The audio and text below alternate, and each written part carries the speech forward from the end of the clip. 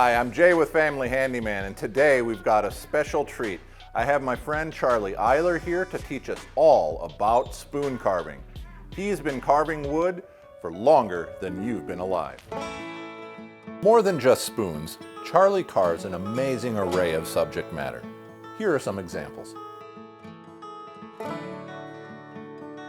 Okay, today we're going to be attempting to carve a spoon start to finish.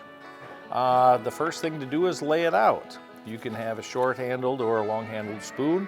I usually tell people to go by the size of the block of the wood you have. Now I've cut my pattern out and I'm going to use a pencil. You normally don't want to use ink because it'll smudge. I have a lot of patterns that I use over. I do them in cardboard because it doesn't flex as much. And there it is, ready to cut. When cutting this out, I usually like to take and get rid of some of the excess. And you can see I cut right on my pencil line. Now you can see the curve is tighter than what the saw will let me, so I'll double cut. So the saw kerf is twice as wide. That way the blade will shift through and I don't snap it. Now, because this is so tight in here, we're going to do what's called file cutting once we get in there. We're going to come in. Now, file cutting is simply using the front of the blade and just shaving it off. We're going to cut the side view out. Now, the neat thing about this pattern is that the leaf is about as wide as the bowl is. Therefore, when I cut a side view, it sits like this on the table. If this is thinner or wider, it sits crooked and you have to compensate for that. Now, what we're gonna do is we're gonna draw a line on here, and you can be as precise as you want.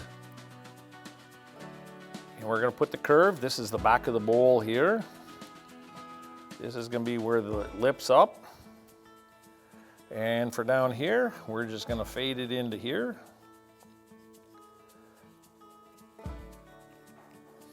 And you got to remember on a leaf, you need a stem. So we're going to come in just a little bit. I'm going to take this.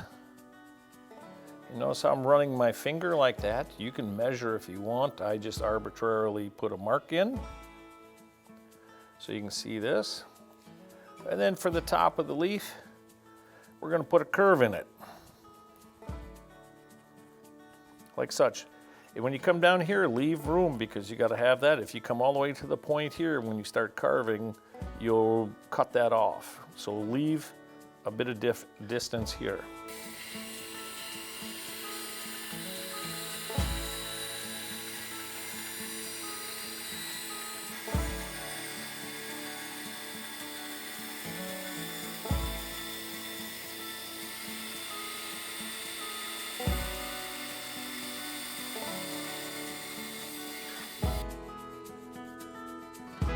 Today for the project, it's going to be pretty simple. We're going to use basically 3 knives. I just have a 4th one backup.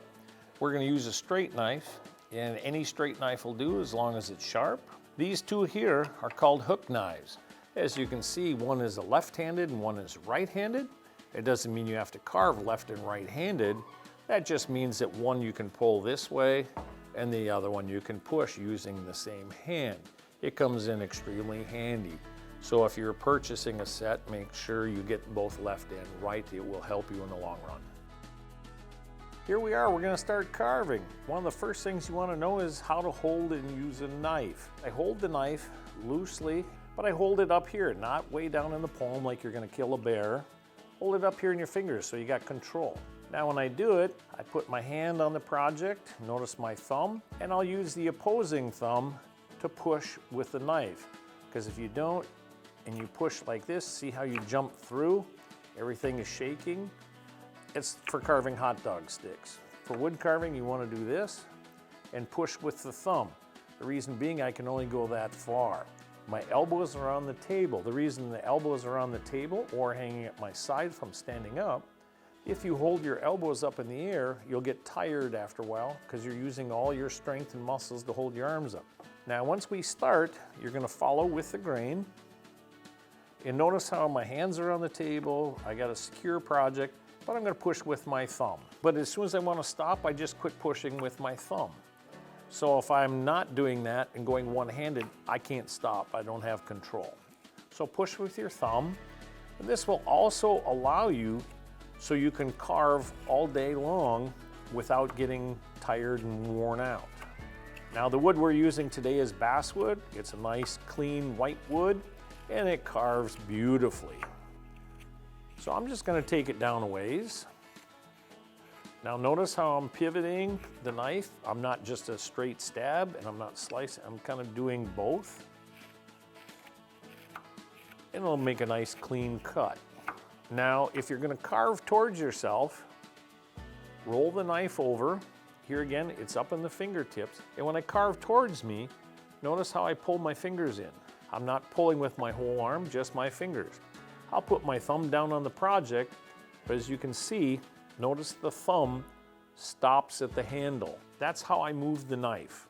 I pull towards my thumb this way, but notice the opposing thumb is to help stabilize the project in my hand. So as I'm carving, I have complete control, and when I come through, it doesn't jump and go anywhere, and I won't cut myself.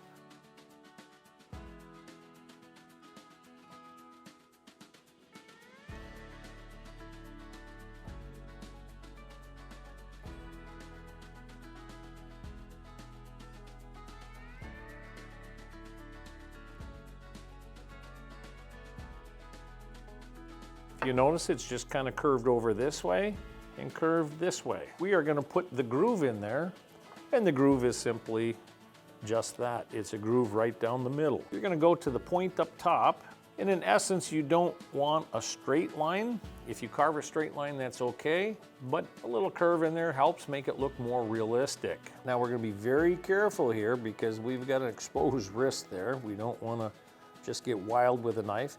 But you can see I'm going in a very small depth. It's easier to make a lot of small cuts versus one big cut. So I'll just re-enhance that a little bit. I'm going to turn it over, and here again, make a couple of small cuts. The idea is that the two cuts come together, and notice how the chip just falls out. Now there is no thing that says it has to be so deep. Just go until you think you're comfortable with the depth that it's at. Next, we're going to cut the flutes in there, lack of better terms, the scalloping. And that's simply going to be a cut in and a cut here. And you can see it kind of V's together in the bottom, the same as it did here. Those V lines will actually turn out to look like the veins of the leaf here. And we're going to simply do the same cut as we did there. We're going to come in. And notice that's not a big cut. We're not trying to take it all out in one chunk. Now, if you keep your thumb here as a break, you won't cut into yourself. So we'll make a couple of small cuts back and forth. And you can see with a nice sharp knife and a good piece of wood, it cuts pretty easy. And it looks like a nice clean cut, except for the top. See the little bit of fuzziness in there? We'll just take, and that's one little tiny cut, and it'll clean that up. See how that little piece comes out? And that's the difference between a good cut and a bad cut. A lot of times when people are carving and they ask me why their project does not look quite right, it's generally where two cuts meet and they leave a bunch of junk in the bottom like that. And what this does is when you're carving, you're picking up, in this case, especially with the leaf, the cuts pick up the shadows. Well, the shadows make the difference of seeing things and not seeing things. If you have things cut clean like this, that line will look crisp in the bottom, and that will show up really nicely. Don't panic if you break a little piece off or one of these ends. You can just retrim it to round and nobody will notice. Now for the stem is what I normally do next. I usually like to put a couple pencil lines on there just so I don't take too much off by accident. We're going to put a beveled edge because straight across just doesn't look natural. If you look at a leaf sometime where the stem meets the tree, it is usually curved. And I'm just going to arbitrarily go in a little bit because I don't want to take too much off in the beginning because I can always trim off a little more later. Notice how I'm taking little tiny shaves. Then I'll come in like this, lay the knife flat, and just make a cut, and they all fall out. Because if you try and take one big chunk, you're just forcing it and you cause a chip out. Okay, now we're ready to do the sides. I'm holding this more like a pencil because I'm not going to force it down. I want to make real light cuts because if my grain goes a little crooked on here, the knife is going to want to follow it. So I'm basically just drawing like I would with a pencil. And each time go just a hair deeper because now you can see I followed my pencil line. Now I'm going to turn it over, and this is where you have to pay attention to where your knife point is. I'm going to come in and I'm going to shave just a little bit off. I don't want to go too big. And I'm going to go so far, turn around and come back and cut it out. But you got to imagine where the knife point is. See, I'm going to keep it in there like such.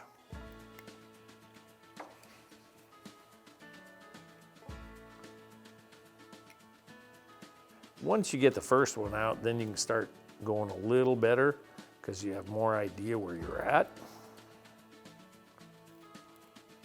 So now we're going to turn the spoon over and we're going to cut the back side.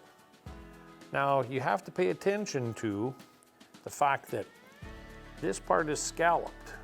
We don't want to carve a groove in here. We want to carve it to match the parallel line. So hold it up on its side and cut in.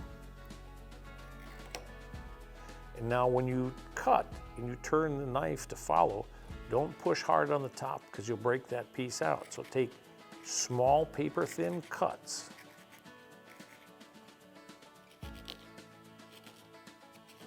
And here again, notice there are small shavings. Now once I get a few small shavings, I'll come in and make a cut and get rid of them.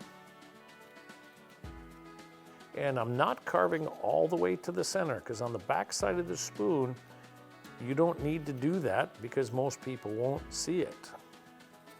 And just work your way in and kind of clean the cuts up. We're going to leave it overly thick because of the fact that when the spoon is sitting down, people set it down, they might bang the point. So we'll leave that a little thicker than normal. But you can see this is half done on the bottom. So we have the leaf done on top, the stem. We've kind of blended in. We've done the back. Notice in the back we only went in so far, so it won't crack and break. We're going to carve the inside bowl of the spoon. I always, even though I've carved a lot of spoons, I still put a pencil line on. It's an arbitrary line, and this is the no carve zone. The reason we carve the inside bowl of the spoon on the top first is once we get this looking how we want it, we bring the bottom up to it. I'm going to take a hook tool. Is what I like to do is I just like to work towards the center. Notice I still have my pencil line. I make a few cuts. Now I'll come through the other side. When this cut matches them, they all just fall out. And I just keep working around until I get a bunch of chips in there. I'll turn it around, I'll take the tool, and I'll cut the chips out. Once you cut the chips out, you can see where you're at again.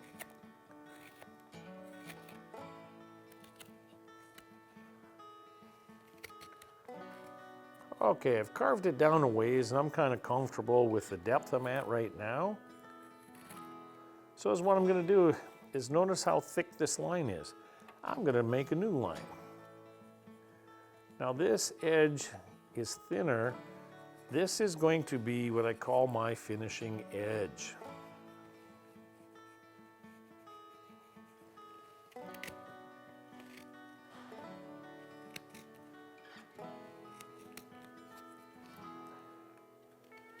And you can see I got rid of most of it, which I'm fine with for right now because we're just roughing the bowl out. You know, people always ask, well, how far down do I take the bowl? I say until it looks nice and you're comfortable with it. I'm getting close to where I kind of want to be. So now I'm just going to clean it up and get some of the the fuzziness and the chunks out of there so I can really see where I'm at. I'm kind of liking where I'm at. And the best way to tell is to go like this with your fingers, how thick you are. I can feel I'm still pretty thick, but I'm all right. If I don't like this, I can go deeper, but if I like it, I'm gonna bring the bottom up to it. Now we're just gonna clean up inside because you can see it's pretty rough and rugged looking. So we're just gonna kind of clean it up a little bit. And I'll kind of hold this up so everybody can kind of see what's going on. Now notice the pieces I'm taking out are real tiny and small, just little fuzziness. I'm not trying to carve it really deeper. I'm just cleaning it up so it looks really nice. Now what we're going to do is go to the back side. And that is simply rounding over. And the rounding over is just like we did on the top part of the leaf here. We're going to round it over. The wood grain goes like this. So I want to carve this way, and I want to carve this way. You can put arrows on here. And we're just going to start in the middle here and just work our way down.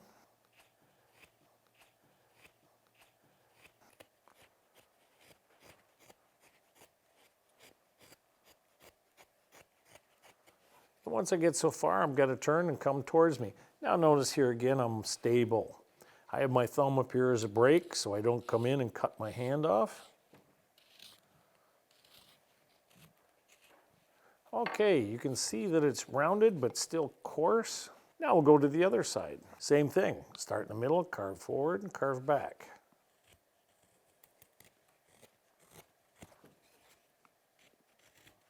And here again, I'm going to just work my way up, all the way up to the top of the bowl. But remember, we don't want to cut this lip here. We want to make this edge nice and corner here. The reason being is if that's rounded, you can't scoop anything up. So we're going to take where our edges are here and cut this corner off. Okay, we're just about done. I'm just getting rid of a little bit of the knife cuts here. I get my fingers out of the way so you can see better. And we are done. And now we're ready to go and do a little bit of sanding and cleanup work. As you can see, we have multiple things here. I like worn out sandpaper of various grits. And I like these foam sanding blocks. One, because they have a nice edge on them. As you can see, it's well used. Here's a medium grit, and this one is a very fine grit. Now to get rid of some of the coarser cuts, of course, you can start with a coarse paper, put your finger on there, put it in, and just work the bowl. Go to a finer grit, just to make sure we're nice and clean. And as you sand and clean things up, you might notice a little nick or something. You can take a knife and just clean it up, or sandpaper. You want to sand with the grain. Don't go crosswise, go with the grain. I'm going to go back to a finer grit and clean it up. I do like to leave some knife cuts in there because if you polish it perfectly smooth, everybody thinks you did everything on a machine. Looks pretty good. I'm kind of happy with where we're at. And I think we're ready to spill some finish on there. So we'll get set up for that. And notice I'm just slopping it on so it all soaks into all the little pores, all the little knife edges and cuts. Okay, we wiped it all off and I'm pretty happy with it. We'll give it 2 more coats, and there you go. We have finished a spoon.